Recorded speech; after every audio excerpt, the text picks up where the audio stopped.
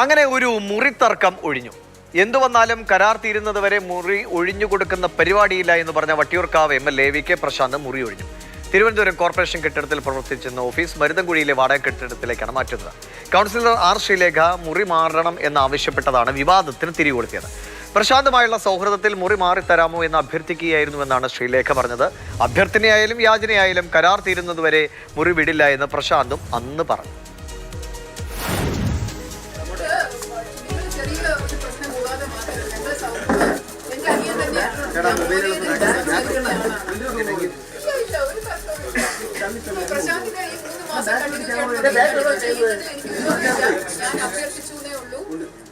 അഭ്യർത്ഥനയായാലും യാചനയായാലും അങ്ങനെ ഒരു ആവശ്യം പറഞ്ഞപ്പോൾ സ്വാഭാവികമായിട്ടും അത് സാധ്യമല്ല എന്നുള്ള നിലയ്ക്ക് മറുപടി നമ്മൾ വ്യക്തമാക്കുന്നുണ്ട്.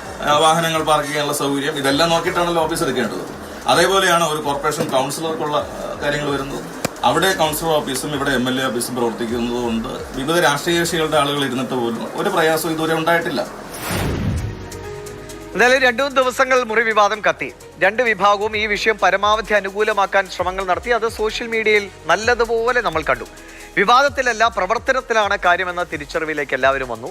ഉള്ള സൗകര്യത്തിൽ പ്രവർത്തനം തുടങ്ങിയ R ശ്രീലേഖ ഇനിയൊരു വിവാദം വേണ്ടെന്ന് MLAയും തീരുമാനിച്ചു. അങ്ങനെ ഇതാ മുറി മാറി. എല്ലാ ജനപ്രതിനിധികളും സർക്കാരിൻ്റെ കെട്ടിടങ്ങളിൽ സൗജന്യമായിട്ടാണ് ഇരിക്കുന്നത്. ഇവിടെ ഞാൻ മുൻമേയർ എന്ന നിലയ്ക്കാണ് ഒരു കുറഞ്ഞ വാടകയെങ്കിലും നിശ്ചയിച്ച് തരണമെന്ന് ആവശ്യപ്പെട്ട് അവരത് ചെയ്തത്. അപ്പോൾ അതിനെപ്പോലും മഹാ-അപരാധമായി ചിത്രീകരിക്കുന്ന ഒരു സ്ഥിതി വന്നു. അപ്പോൾ ആ വിവാദം തുടരേണ്ടതില്ല. മരുതൻകുഴിയിലെ ഓഫീസ് പ്രവർത്തനോദ്ഘാടനം ഞങ്ങൾ അറിയിക്കും. അപ്പോൾ ജനങ്ങൾക്ക് സൗകര്യപ്രദമായിട്ടുള്ളൊരു സ്ഥലം തന്നെയാണ്. നമ്മുടെ നാട്ടിൽ അനാവശ്യമായി പലതും വാർത്തയാകുന്നുണ്ട് എന്നത് സത്യം തന്നെയാണ്. അക്കാര്യത്തിൽ മാധ്യമങ്ങൾക്കെതിരായ വിമർശനം പോസിറ്റീവായി തന്നെ ഉൾക്കൊള്ളുന്നു. എല്ലാവരും ഒന്നു ചേർന്ന് തിരുത്തേണ്ടതിനെ ആരോഗ്യപരമായി തന്നെ തിരുത്തി മുന്നോട്ട് പോകട്ടെ.